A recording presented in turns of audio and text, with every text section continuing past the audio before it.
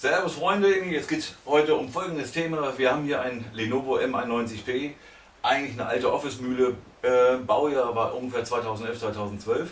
Und was man da alles machen kann, das seht ihr jetzt.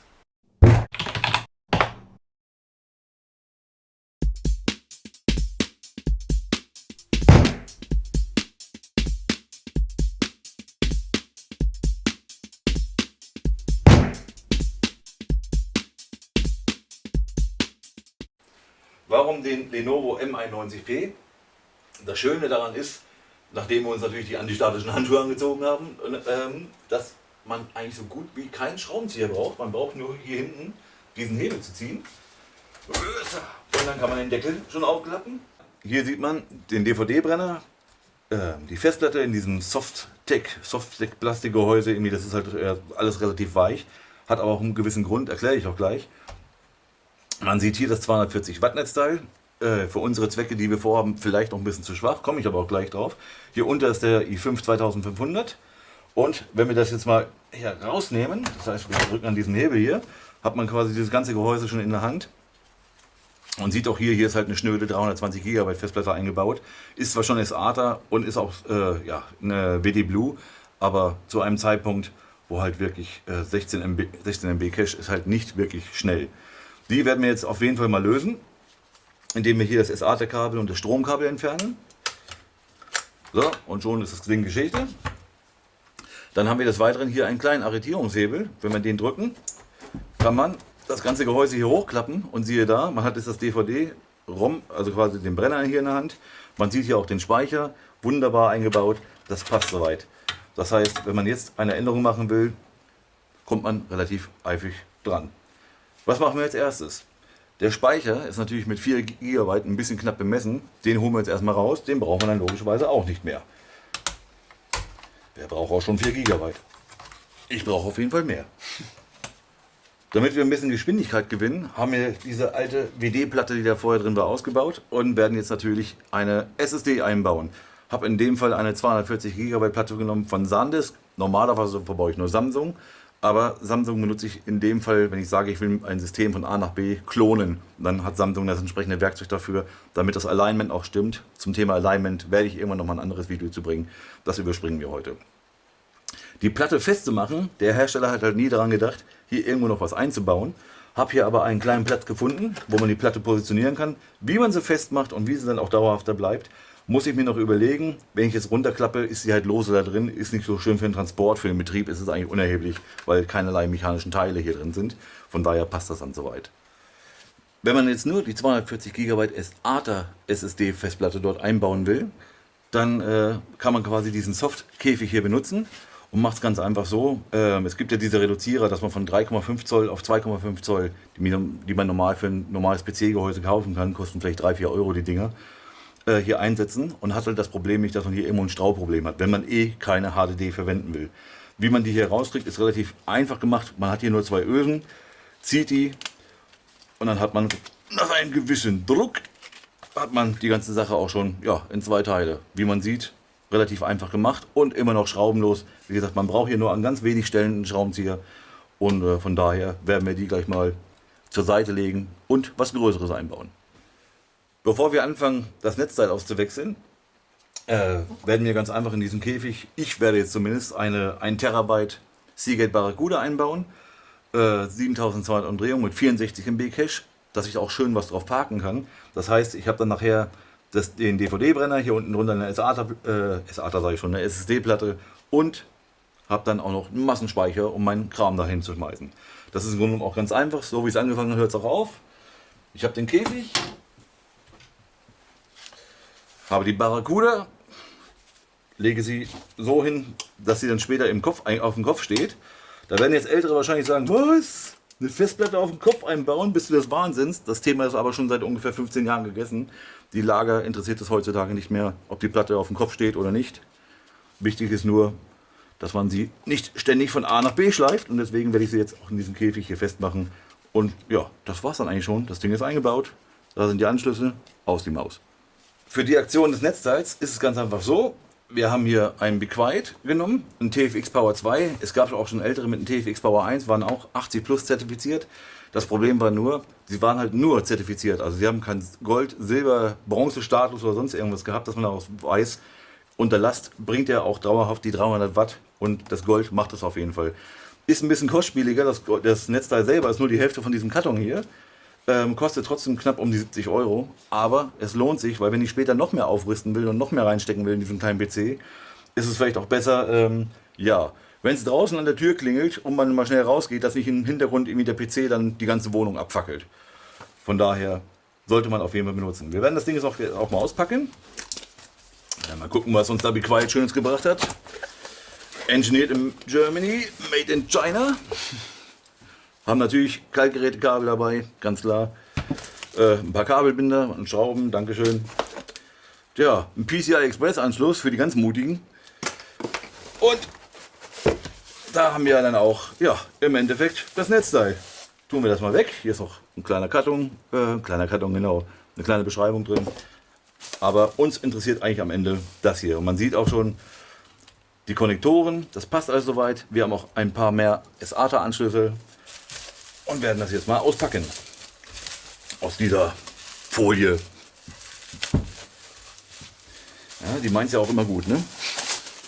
So, siehe da, nagelneu, riecht gut nach Elektronik, so wollen wir das haben. Und sehen auch hier 80 plus in Gold, das heißt, das Ding kann dauerhaft bis knapp 300 Watt unter Stress leisten, ohne dass da irgendwas passiert. Und das ist extrem wichtig, dass ja nicht im Hintergrund irgendwas anfängt zu stinken, weil ich habe schon mal ein Netzteil in Flammen gesehen und auch gerochen. Den Geruch kriegt man 3 Tage lang nicht aus der Wohnung, das ist echt kein Spaß. Bevor wir das Netzteil entfernen, sollten wir erstmal uns ein wenig Platz schaffen. Das heißt, wir entfernen auch hier in dem Fall den Stromanschluss, den SATA-Anschluss und können das Gerät hier an der Seite einfach durchdrücken. Sollte man das einfach rausziehen können und man hat den Brenner in der Hand. Wie man sieht, hat man jetzt auch mehr Platz. Ich entferne jetzt noch das Mainboard-Kabel. Ist hier eine kleine Nase? Ja, da ist sie und schon habe ich das in der Hand. Und jetzt kommt das letzte Problem und das ist das erste Mal, wo wir einen Schraubenzieher brauchen, nämlich der CPU Power Connector sitzt genau hier unten drunter unter diese Hartverschalung, keine Ahnung, um die Abluft da irgendwie wegzukriegen. Den zu lösen ist aber relativ einfach. Handelsüblicher Kreuzschlitzschraubenzieher. Wir haben hier 2 Schrauben, die müssen wir lösen.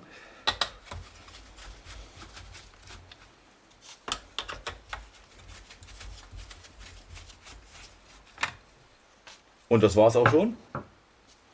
Und simsalabim, die Haube ist ab. Und schon kommen wir an den Stromstecker heran. Sollte man eigentlich hinbekommen. Das heißt, eigentlich könnte ich die noch hinten dran lassen. Nein, tue ich nicht. Passt. So, somit sind alle Stromverbindungen ab und wir können das Netzteil entfernen.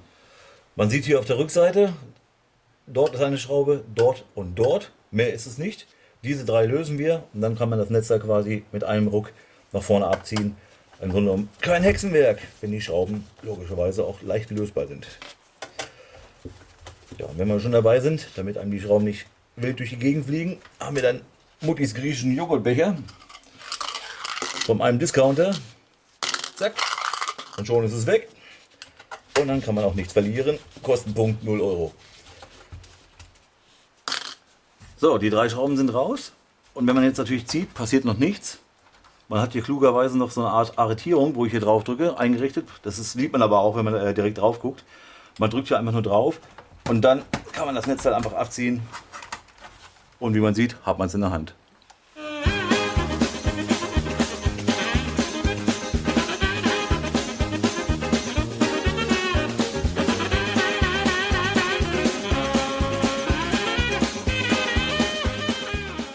Wie man sieht, relativ einfach zu lösen. Es waren halt im Endeffekt nur die 3 Schrauben. Hier sieht man jetzt auch diesen Hebel noch.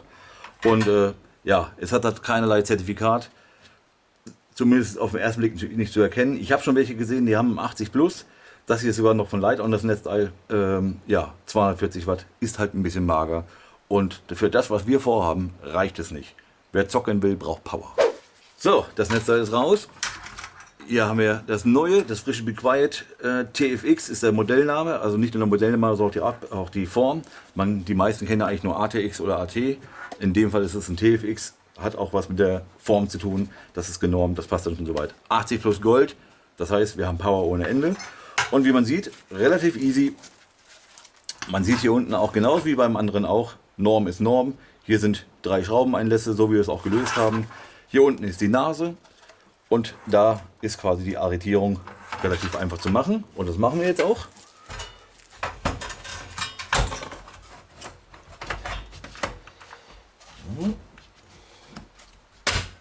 Und das war's schon. Und drin ist es. Und ist eingerastet.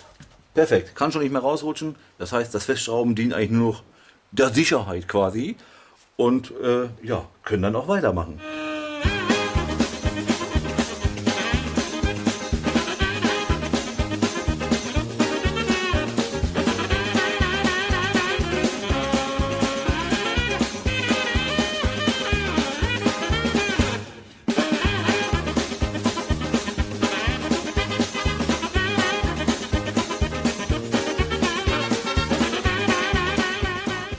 Das Netzteil ist soweit angeschlossen. Wir haben hier die CPU-Power eingesteckt. Mainboard-Power ist auch drin. Peripherie, wie zum Beispiel DVD-Brenner und so weiter, kommt sofort. Wir machen jetzt erstmal noch das Häubchen drauf und dann sehen wir weiter.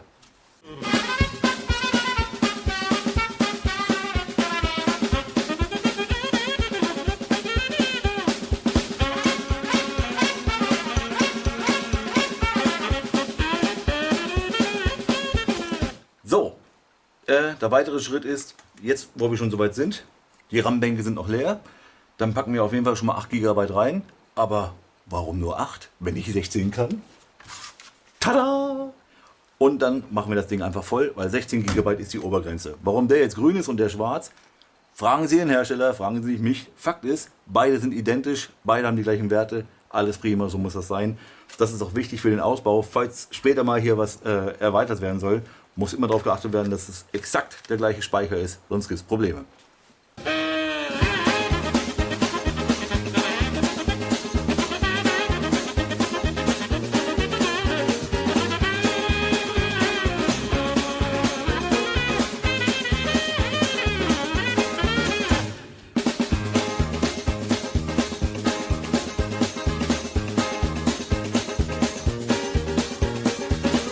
So. Der Fall ist soweit erledigt. Das Board kann 16 GB an RAM-Speicher vertragen. 16 GB haben wir drin, mehr geht nicht rein. Aber warum nicht klotzen, wenn man nur kleckern müsste? In dem Fall muss ich das Gehäuse nie wieder öffnen. RAM-Speicher 16 GB, damit sollte man für Office-Anwendungen, für Spiele etc. sollte man eigentlich gut gerüstet sein.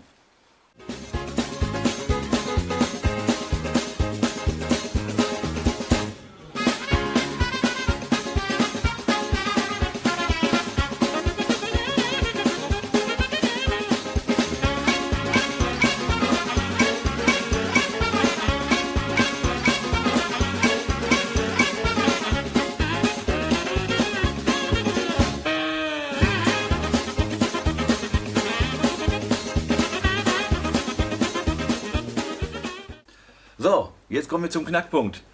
Wir haben alles soweit vorbereitet. Die SSD ist verbaut, die neue Festplatte ist verbaut mit 1 TB Speicher. Neues Netzteil ist auch verbaut. Soweit ist alles fertig, 16 GB RAM ist drin. Und nun kommen wir zum Herzstück, das die Gamer natürlich höher schlagen lässt. Und das ist GeForce. Und zwar die 750 Ti im Low-Profile-Format. Low-Profile bedeutet, sie ist klein und würde dann auch hier hinten reinpassen. Auch schraubenlos, man klappt das nur auf und kann dementsprechend die einzelnen Bleche hier hinten rausnehmen. Vorführeffekt, schönes Ding. Ja, da haben wir schon den ersten. Und kann einfach, ohne irgendwas festzumachen, einfach da reinlegen. Und dann gucken wir auch mal das schöne Schätzchen an, ne? Ach Gott! Das ist ja super, was ist das denn? Tja, das habe ich so in dem Ausmaß auch noch nicht gesehen. Wie man sieht, das ist meine Handgröße. Und wie man sieht, ich packe es jetzt auch aus, ist das wahrscheinlich somit die kleinste Grafikkarte zum Zocken, die ich je in meinem Leben gesehen habe. Weil wie man sieht, ist mit einem Double Fan ausgestattet und sieht aus wie ein Backstein. Ich hoffe, das Ding hat auch mehr Wirkung wie ein Backstein. Aber es ist einfach unfassbar, wie man es schaffen kann, solch ein kleines Kraftpaket zu bauen. Wie man sieht, ist noch das große Profilblech dran. Der Hersteller war aber, ich höre es nicht schon pleppern, so nett und hat hier die Low-Profile-Bleche mit reingelegt. Man muss im Endeffekt nur zwei Schrauben lösen. Man sieht sie, man sieht sie, man sieht sie. Ach so, man muss diese Kontakte lösen und dann kommt einem das Blech schon entgegen und kann das andere draufschrauben.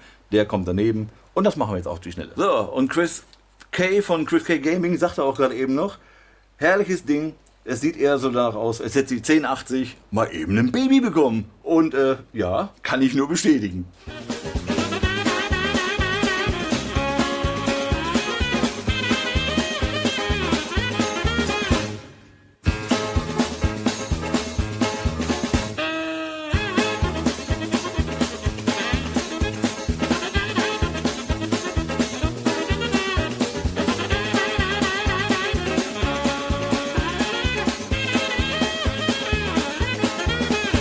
So, die Grafikkarte, der kleine Backstein, der Power-Backstein, wie auch immer man ihn nennen will, ist eingebaut.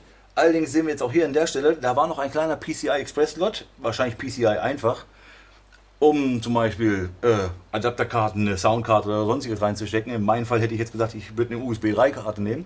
Die passt jetzt natürlich nicht mehr rein. Macht aber nichts. Wir haben hier noch zwei PCI-Slots, die älteren. Die sind zwar limitiert, wenn man an USB 3 denkt, weil der maximale Durchsatz ist 1,3 Gigabit, USB 3 kann 5 Gigabit, aber wenn ich daran denke, dass ein USB 2 nur 480 Megabit kann, würde es sich lohnen, eine PCI-Karte zu kaufen, weil obwohl mit 1,3 Gigabit der Flaschenhals dieser Anschluss hier ist, hat man trotzdem mehr als die doppelte Performance als mit USB 2. Ja, ist halt nur auch ein bisschen teurer, die Karte kostet um die 40 Euro, da habe ich mich schon mal schlau gemacht. So, das Kraftpaket ist drin. Das Ganze ist sauber verbaut. Es ist soweit. Wir haben alles gemacht, was man machen konnte. Und dann heißt es am Ende, fertig. Wie ihr seht, wir haben alles angeschlossen. Immer schön aufpassen mit dem Strom, weil diese Netzteile, diese kleinen, haben halt keinen Kippschalter, so wie man es normalerweise kennt. Das heißt, sobald man Strom anschließt, ist das Ding auch unter Strom. Die alten VGA-Anschlüsse und der alte DisplayPort-Anschluss ist jetzt für uns erstmal Geschichte, weil das war logischerweise die Grafik von der CPU. Maus, Tastatur angeschlossen, Netzwerk und da haben wir das neue kleine Kraftpaket, den Backstein, den Sohn des 1080er, wie auch immer man ihn nennen mag, und haben da erstmal HDMI-Kabel angeschlossen. Ja, und dann würde ich sagen, let's play! So, das Fazit ist ganz klar. Der Lenovo M91P kann man schon relativ günstig schießen. Für 200 Euro kriegt man ihn auf eBay Kleinanzeigen oder sonst irgendwo. Hat aber dann auch ja, eine Office-Mühle, die halt von Schnelligkeit noch nichts gehört hat. Arbeitet aber zuverlässig. Wenn man dann schneller sein will, ist ganz klar, eine SSD muss einfach her. In dem Fall habe ich hier eine SSD Plus von SanDisk geholt für 80 Euro, glaube ich, waren es da, genau, 240 GB Größe. Damit katapultiert man den Kleinen schon mal ins Orbit, das ist dann schon okay, da macht auch Word wieder Spaß. Wenn es dann weitergehen soll, sprich mehr Speicherplatz, wäre es dann schon sinnvoll zu sagen, okay, ich hole nochmal einen Terabyte normale Festplatte, in dem Fall habe ich jetzt eine Barracuda geholt, mit 1 Terabyte, 7200 Umdrehungen und 64 MB Cache. Die ist eigentlich okay, dass man auch mal ein paar Sachen drauf parken kann. Wenn es weitergehen soll, das heißt, ich will spielen, ja, dann wird es halt natürlich ernst, ist klar. So eine Grafikkarte GTX 57 Ti gibt es als Low Profile, wie schon angemeldet, mit 2 GB Speicher. Kostenpunkt liegt ungefähr bei 110 Euro. Und da 4 GB RAM momentan verbaut worden sind, wäre es dann auch sinnvoll zu sagen, ich nehme einfach nochmal 8 GB dazu und nehme die 2 raus, habe dann 8 GB, das reicht für die meisten Games. Wer will, kann noch mal einen drauflegen. Auch dieser Speicher kostet um die 70 Euro. Summa summarum, wenn ich das Ding auf 16 GB hochtrimme, baue noch den Frontlüfter vorne ein, weil der vielleicht schon laut geworden ist im Laufe der Zeit etc. Auf jeden Fall auch das Netzteil einbauen, weil das Originalnetzteil nur 240 Watt hat. Ist dann quasi ja, die Sache ungefähr bei 600, 650 Euro erledigt und man hat einen vollwertigen Gaming-PC, mit dem man auch normal arbeiten kann in einer akzeptablen Geschwindigkeit, was man heute so braucht. In diesem Sinne, viel Spaß beim Basteln. Wenn ihr Fragen habt, fragt einfach, Kommentare einfach unten in die Leiste. Sämtliche Produkte habe ich auch als Amazon-Links unten eingefügt. Ihr werdet schon klarkommen, ansonsten fragt einfach nach, ich kann helfen. Also bis denn.